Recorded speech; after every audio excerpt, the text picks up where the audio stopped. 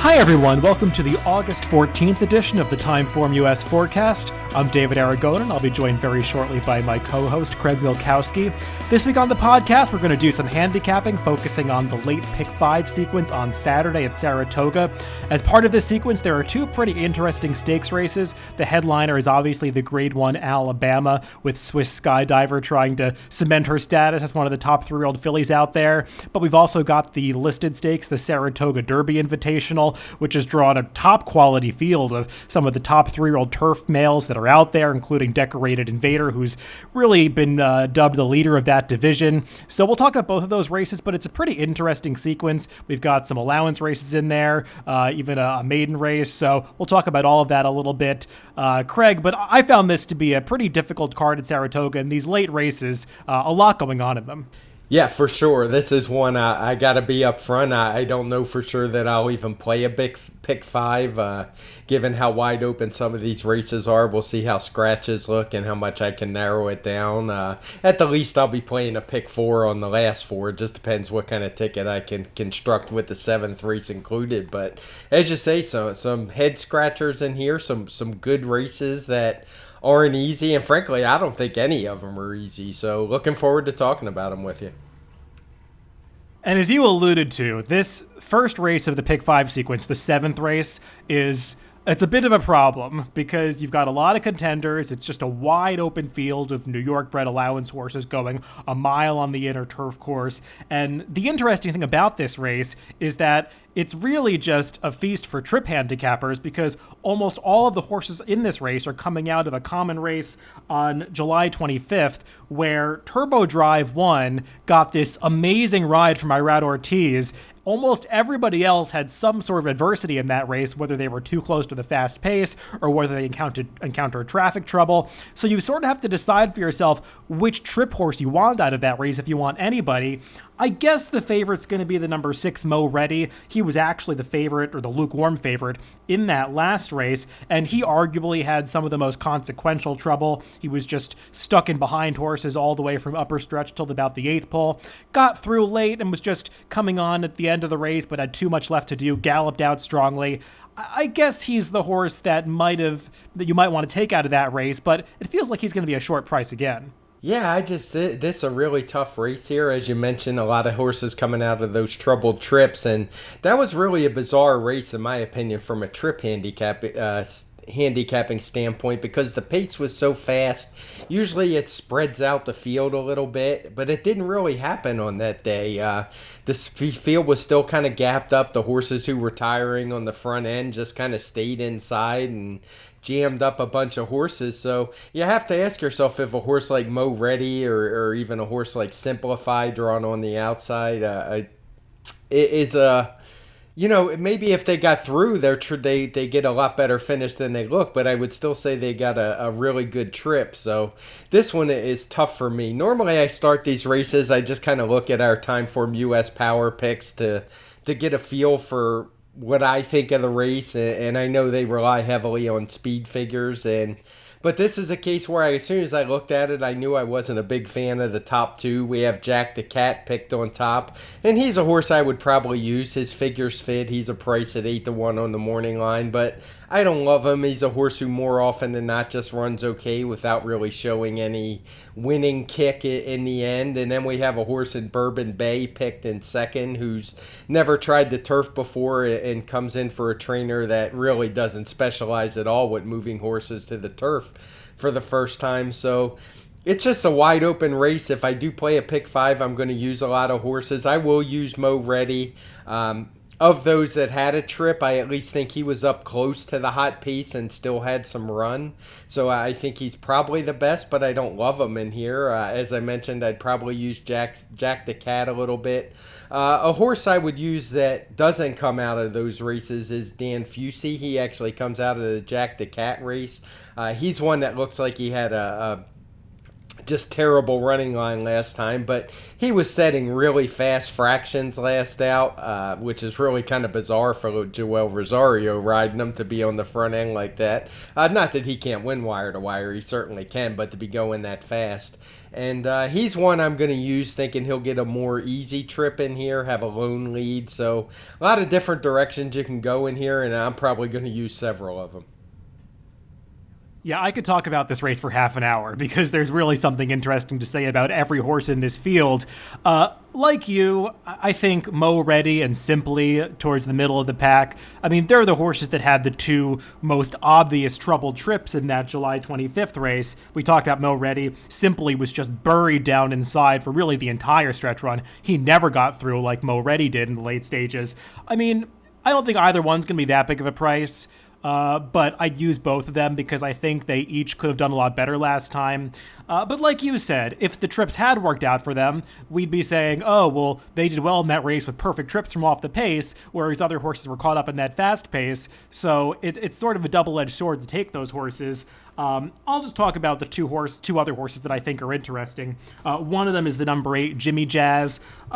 He had a more subtly tough trip in that July 25th race. I didn't like the ride that he got because he was wide early. Eric Hansel made this 4-wide premature move on the backstretch with him. He ended up going wide all the way around the far turn and got there in mid-stretch and just couldn't quite hold on because it was a race that was collapsing late. Now, I get it. Jimmy Jazz is not really a winning type of horse, but I think he's run subtly well in his last couple of starts. Now he's getting a rider switch to Irad Ortiz. That's going to make him take a bit more money, but I think there's a floor to how low he can go because of just the kind of horse he is at 1 for 13 lifetime. So I would definitely use him. And as I was kind of thinking more about this, I posed the question to myself, do I really have to take a horse out of this July 25th race? Because as interesting as it is, it's not like I think Turbo Drive is that good, and I just didn't feel like it was that strong of a race going in.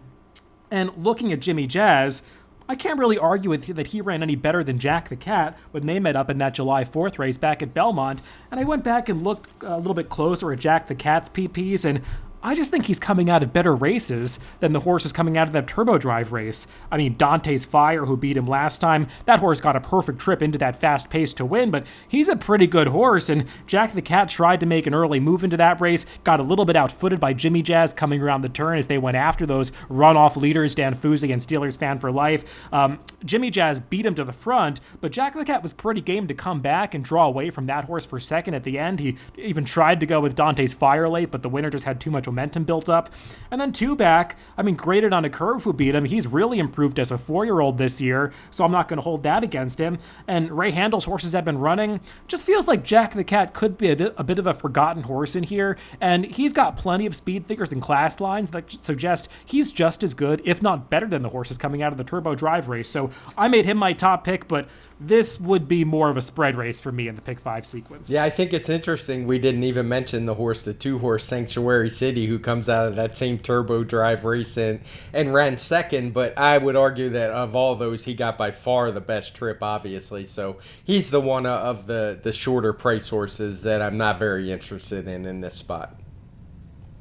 No, I'm actually glad you brought him up because he is kind of the horse you do have to touch upon as the one that you don't want based on trips, because while he was a little wide, the pace so much worked in his favor, and I think that's the reason that he got so close at the end, also coupled with the fact that other horses had trouble and he didn't. Let's move on to those stakes races, which are right in the middle of this sequence. The first of those is the 8th race, the Saratoga Derby Invitational, going 1 mile and 3/16 on the Mellon Turf course. And the favorite in this race is going to be the number 2, Decorated Invader. Craig, I'm curious to know how you look at this horse, because it seems like there's just this consensus opinion out there that he is head and shoulders above the other 3-year-old turf males. I'm not sure that I can really say that's backed up by the speed figures or the competition he's been facing. He's been impressive this year. This is a real test for him, though. Yeah, I think it is. I think you have arguably the 3 best horses in the division, definitely on the East Coast. And him, Gouffo, and Field Pass, they've won a lot of the bigger races. And then you have the newcomer on turf to stakes races, Colonel Liam, who won his debut on turf really impressively against older horses. Get Smokin', who nearly hung on, not did nearly hang on, but hung on to be a good second, beating Domestic Spending. And even that one I give a bit of a chance in here. I did mention when we did the pace cast before, I believe it was, that Decorated Invader could have got a higher figure last time, but I decided against it. Nobody's really run back from that race yet to give me any indication one way or the other, so it's possible maybe he's a little faster than these, but I don't love him at 7-5 in here. I'm probably going to use several. It's a spread race for me. I'll use him more defensively because he can certainly win the race. But it's an interesting race from a pace perspective. I actually think Decorated Invader got a really easy trip last time. If you look at our fraction, there was a horse that kind of ran off in the race, and if you look at the, if you ignore the leader, basically Decorated Invader set a slow pace and was able to hold off the others, and it was a really good ride that turned the race into a dream trip. So, no, I don't love him in here for sure, and I'm going to use some others. I'll let you go ahead and talk about some, and then come back and mention who I'm going to go with. Yeah, I think the interesting horse in this race, and I'll see if we agree here, is the horse that I made the second choice on the morning line, the number 6, Colonel Liam. And Craig, I'm interested to get your take on this horse's last race. I'm going to put you on the spot a little bit, because just based on the raw time, this was just an exceptional performance. I mean, 140-2 on the turf at Saratoga is fast under any circumstances, but if you look in the charts of this day, there was another race at this same distance that was won by Cross Border, a stakes race earlier on the card, and Cross Border ran over a second slower than this horse. Now, I looked at the buyers for this race, and I don't often like to make you talk about your figures versus the buyers, but I know the buyers, it seems like they played it straight on the times, and they gave Colonel Liam a gigantic figure and gave Cross Border the much lower figure, just kind of in line with what the time said. You kind of went the opposite direction, and I believe probably handled these races separately. The paces were a little bit different. So Colonel Liam got a slightly lower number. I mean, I kind of side more with you, and then I think it's hard to compare raw times on the turf. That said, putting speed figures aside for a moment, I just think Colonel Liam really showed a lot of talent switching to the turf last time. Wasn't the toughest field in the world, but he was beating older horses, some of which had shown some potential at different points, and he just rocketed away from those horses at the end. If you look up the Trackist numbers for that race, Colonel Liam ran his final quarter mile in 22.16 seconds, which is just as fast as you're going to see in a turf route at Saratoga. I don't care how hard the turf course was, not that it even was that day, but Colonel Liam just really appeared to take to the turf that day, and I like the tactical speed that he's got in this race because he's probably going to stalk that runoff type of horse, Get Smokin'. I know we've got Get Smokin' second in the pace projector. I would anticipate he's going to be on the lead in this race, and Colonel Liam can just sit in behind him, get the jump on the closers, and if he runs as well as last time, I think he's going to be pretty tough to beat. Yeah, I do as well. It's for the speed figure. I mean, I don't remember the exact thing. I think it was, even though I didn't use the P designation for pace, I think I went with it. It was pace that caused the vast difference in final times. But take nothing away from Colonel Liam. He was in the race with a much faster pace and still finished so fast that I'm with you. I'm assuming he's going to be your top pick, and he's my top pick as well in this race. I really liked what I saw from him, the way he finished it off. You just don't normally see horses finish that fast in a race that goes that quick early, particularly first time on turf, taking on older. So I think he's really just as good as Decorated Invader and maybe better, and he's definitely going to offer a better price. That said, I'm not just going to rely on those two. I'm going to use some other horses a little bit in here. I think Gufo, though he's been Gufo, I don't remember, I think it's Gufo. He's been doing nothing but winning. He needs to improve his speed figures a little bit, but he gives me an impression he's a horse who can do just that. His Grade 3 Kent win last time was impressive to me. A couple horses came back to run well at Monmouth Park out of that, including the third place finisher Vanzy, who won that Jersey Derby, and I think he's got some talent, and I do expect him to improve his speed figure with some better competition. domestic spending. Maybe he gets a little better with the distance. There was a comment in the chart about his break, and I guess it was a step slow, but watching the replay, I don't really think it made any difference in that race whatsoever. So you got to expect some improvement, but I don't love him. I'd use him defensively. There's some others as well. Like I said, Field Pass, he's done nothing but win most of his races this year. He's been game, he's been versatile, so I don't want to lose if Field Pass wins the race. And even a horse like Bama Breeze, now I'm probably not going to use him, but he's just had some brutal trips in a couple of his races this year, and he certainly has a right to take a step forward. I'm not a big fan of his rider on turf. That's something I plan on talking about a little later in the 11th race. So I'm torn if I'm actually going to use Bama Breeze. He might just be a little bit over his head anyway, but I can see why some others would put him on their tickets. Yeah, there's a lot going on in this race. I really think it's much more complicated than just assuming Decorated Invader is going to beat this field. And I really agree with almost everything you said. We're very much on the same page in this race. I also don't think that Gouffo is that far behind his stablemate, who's going to be a much shorter price. So I'd use him. And domestic spending. I really agree with what you said about the trips relative to Decorated Invader in the Hall of Fame. Decorated Invader got first run into a pace that was not that fast, as you pointed out, and I thought domestic spending was really finishing with a lot of determination that day, and I think domestic spending might be the horse out of those two that really relishes the added ground more than Decorated Invader. So we'll see. He's got to improve, as they all do, but I think this is a more wide open race. Yes, I did pick number 6 Colonel Liam on top, and I would use Decorated Invader. I just think he's going to be an underlay. Moving on to the other stakes race on this card, the 9th race, the Grade 1 Alabama, going 1.25 miles for the 3-year-old fillies. And the star attraction in this race is obviously the number 5 Swiss Skydiver. She's just really ascended to the top of this 3-year-old filly division, especially among those that have been going 2 turns. We'll see what Gamine does in the Kentucky Oaks as she stretches back out. But of the fillies that have been doing this for a while, she's really at the top of the division. And she's just running a series of speed figures that make her faster than her competition in here. The only real question for Swiss Skydiver is the 1.25 mile distance. Can she go this far, and is she going to regress at all? And even if she does, will it matter? Because isn't she just so much better than these horses? You know, you have to take a stand somewhere, and I do look forward to hearing your comments on the distance. That's definitely more your specialty than me, but I think the 1.25 miles is a real question for her. She's certainly the best horse.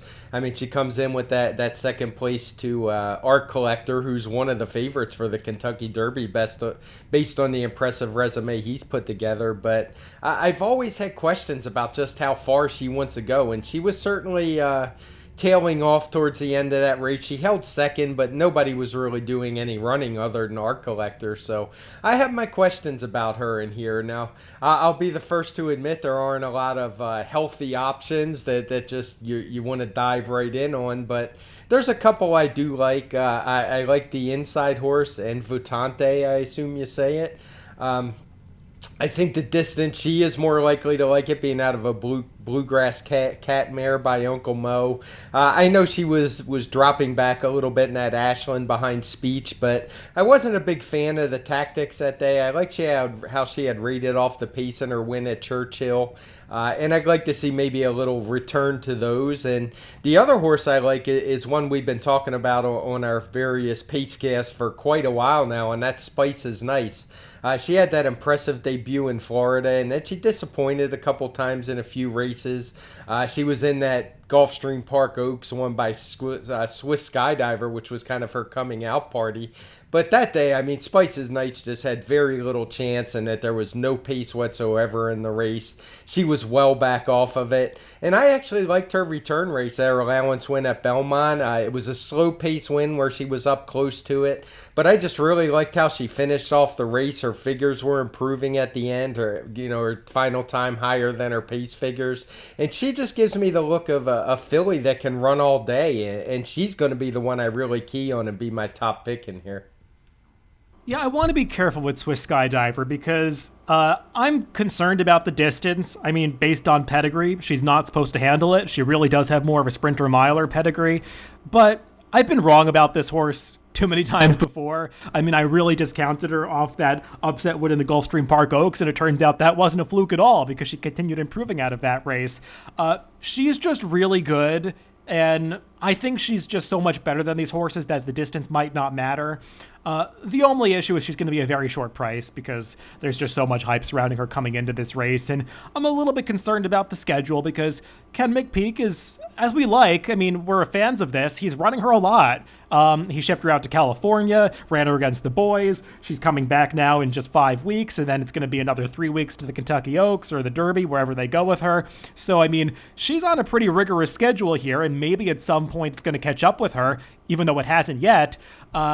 I think she's the horse to beat in here. I think she's the most likely winner. I just don't want to take her at a very short price, even though I'm certainly going to use her in multi-race sequences. The problem with this race is I didn't love anybody else. I wish I could latch on to another alternative and say, this is the horse that I really think is going to beat her, like I can with Colonel Liam in the prior race we just discussed. I mean, I ended up putting Spices Nice on top. I'm not thrilled with her because I feel like she's going to be the clear-cut second choice in this race, and I just would have liked to get more value if I'm trying to beat the favorite. But I agree with everything you said. She was beating a weaker field last time in that allowance race at Belmont, and it's fair to say if you look at the runbacks from that race, horses have not really come back for those that finished behind her and done that well.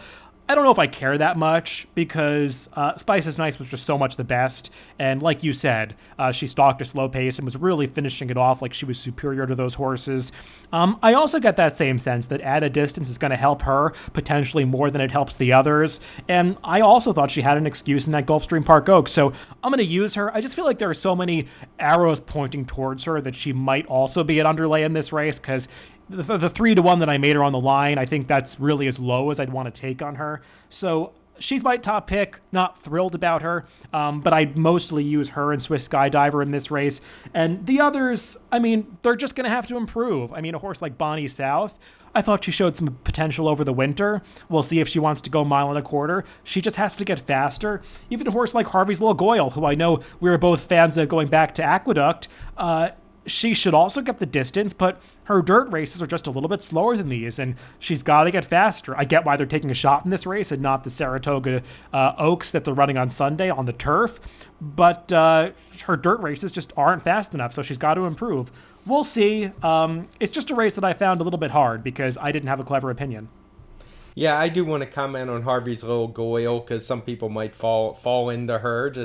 I mean, she had some impressive wins, but back when we took, for some reason, I think we took a week off from the forecast. I did another podcast, I think it's Sport of Kings podcast now, and I brought up some points about Harvey's Little Goyle, and I actually liked her on the turf that day, and I actually think she's going to wind up being a turf horse. I know she had some dirt wins that look pretty good, but they came over those really, really slow winter aqueduct surfaces, and they're just ones I'm always leery of trusting, so personally, I don't think she's a dirt horse unless she gets those wacky tracks like we saw there. I think she's going to eventually wind up being more of a turf filly. We share that opinion. Let's move on in this sequence to the 10th race. It is an optional claiming 40,000, non-winners for two other than for the New York Breds going 5.5 furlongs on the turf. This is another super competitive affair. The favorites are drawn down towards the inside. You've got a horse like Maxwell Esquire for Christophe Clement and Joao Rosario, who just won his N1X condition pretty impressively. Looks like he's going to get some pace to close into in this race once again, and he needs that because he is a deep closing type. He's a 3-year-old stepping up to face the older horses, but I do think he has some ability. You've also got a horse like Call Me Harry, who just tore up the course in 2019 going this distance. He won 2 races at 5.5 furlongs by daylight margins. Wasn't quite as successful in the fall at Belmont and Aqueduct, but now he's coming back off a layoff for Kelsey Danner. I think both of these horses make sense, but there are many ways to go in this race. Yeah, there are. I think it is a typical tough New York bred allowance race where we got a nice full field. I do want to comment this a race on the pace projector where it's not highlighted as having a fast pace, but I think that's probably pretty likely for some odd reasons. New York's Finest is shown back and forth, and if I had to bet on it, I would guess either Call Me Harry or him is going to be on the lead. Not he won't be back tucked in fourth, in my opinion. I do like Shiraz kind of on the just on the maker reclaim. I've always been a big fan of that angle. I like that he jumped in, took him right back, moves him back up in class. I don't believe he's in for the tag, which I think was an option in here, 40,000. So I like the confidence he's showing on the rail with Maxwell Esquire. We know what we're going to get from Joel Rosario in this spot, drawing the rail. He's just going to sit back, try to make that perfectly timed big run at the end, and it's something he's really good at. So I don't want to dismiss him either. So I don't have any problems with the favorites in here. Those two anyway.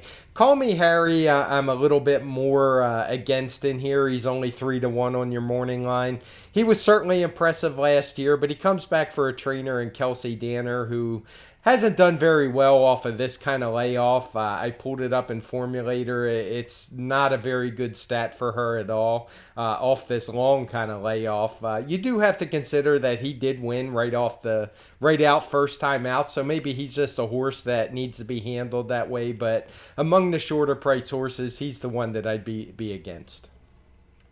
Yeah, I think that step up in class from N1X condition to the N2X condition for the New York breds is pretty significant, because you've got that $40,000 claiming option, and you get a lot of horses in these races that are eligible or already won this condition, like the horse on the outside, Bust and Shout, who won last time in for the claiming tag, and it just makes it a more interesting, deeper race. And I think it's hard for horses like Maxwell Esquire to step up from facing a much softer field last time to really face this deep field of older horses. And we saw that with Call Me Harry last year, when he easily won his maiden race in the M1X condition and then had trouble against some tougher fields. So we'll see if he can do it now that he's a 4-year-old.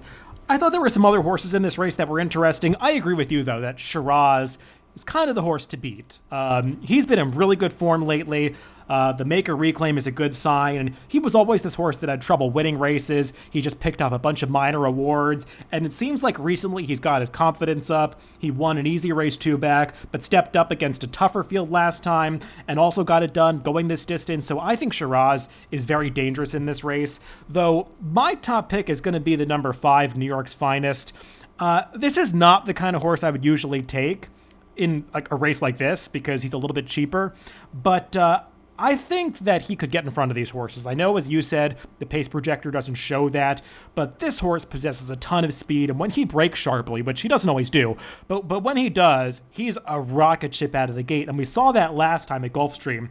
The pace isn't coded as red in our PPs, but that opening quarter of 21-1 is pretty fast, and he was in a 3-way duel with 2 other horses, including the 4-5 favorite in that race, and he put those horses away, was run down by a closer at the end, but finished far ahead of the other horses that were contesting that pace.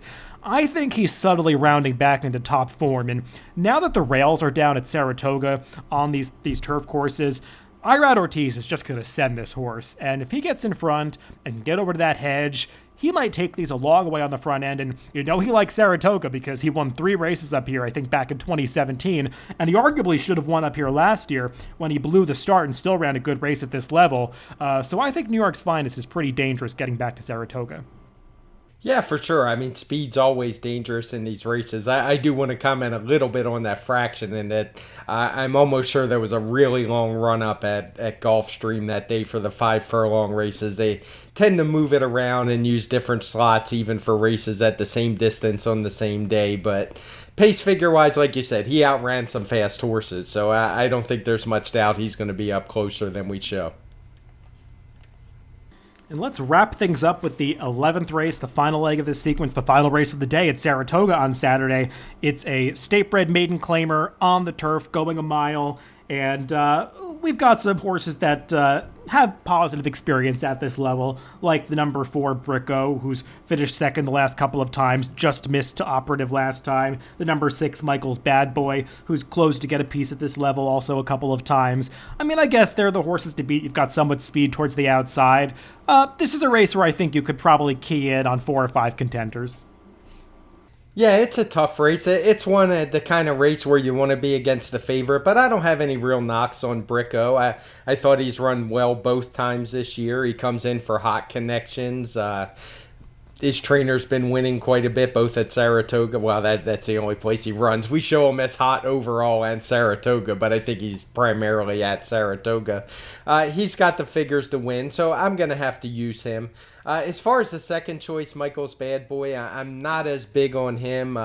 His figures are below the 4. I have him seeing a Bricko. I have a hard time seeing him beating him. He's done it with perfect setups. Both races are coded in red for fast fractions. He's an off-the-pace type. And as I mentioned earlier, I'm just not a fan. As good as Manny Franco rides on dirt, I think he's equally as poor on turf for whatever reason. He hasn't quite figured out that part of the game yet. I looked at him, I think he's like 3 out of his last 68 or something like that on turf, and a couple of those were in turf sprints. So at a short price, he's just not for me. A couple others that I looked at in here would be the 8 and 9, Mommy's Jewel and High Tone. Nothing nothing too crazy there, and they're both pretty low on the morning line. Mommy's Jewel has that speed to be dangerous, gets Joel Rosario. High Tone, same thing. He's kind of been tracking fast paces, and I'm just always leery of thinking the pace is going to be fast in these turf routes in New York, because they often aren't, and horses like him, like those two, kind of can get an advantage at times. If I was going to look to a price horse in here, it would be Freedom and Whiskey, the 10 horse. He's a huge 30-1 on the morning line. And it's just, I think his last race is a lot better than it looks. He got an 88 TimeformUS speed figure, which is as good as the favorite Bricko had. Now, part of that's because he was chasing a very fast pace and he kind of folded up shop. But I think he is one that could have a sneaky good run in him. Okay. I didn't see that horse, but you make a good point about his last race. I would use mostly 2 horses in this race. One of them is the number 4 Bricko, who, I mean, his merits are fairly obvious, and you summarized them well. The number 9 High Tone is my other horse. I like that he's been involved in some fast paces recently, because I don't think the pace is going to be quite as fast in this race. Really, the only other horses that are quick enough to be up there are the number 8 Mommy's Jewel, who you mentioned, and that long shot, the number 10 Freedom and Whiskey. We'll see how he's ridden this time. But High Tone's not a need the lead type. He can definitely stalk those horses, and if he's stalking a more moderate pace this time, I just think he's going to be able to finish off those races a bit better, because each of those last 2 starts, he's been beaten by Michael's Bad Boy, but I thought he ran better than Michael's Bad Boy both times, and he could be a better price in this race. So I made him my top pick, slightly over the number 4 Bricko. I mean, the one other horse at a price that I would throw in there who is not a winning type, but if you're playing sort of trifecta bets in a race like this, I'd use the number 7 Golconda, who has a ton of turf races that put him right in the mix, and don't hold his race on the turf on June 21st against him, because the running line doesn't mention it, but this horse had a ton of trouble on the far turn, got totally stymied in traffic, got shuffled all the way back to last, lost a good 4 or 5 lengths of position in that incident, and was actually running on well at the end of that race after really losing all chance. So he's in much better form than it seems. So I'd use him, just underneath in exactas and trifectas. I'm actually really glad you brought that horse up, because I had saw his prior turf races. Obviously, in our past performances, you got to scroll way back because he hasn't run on turf much recently.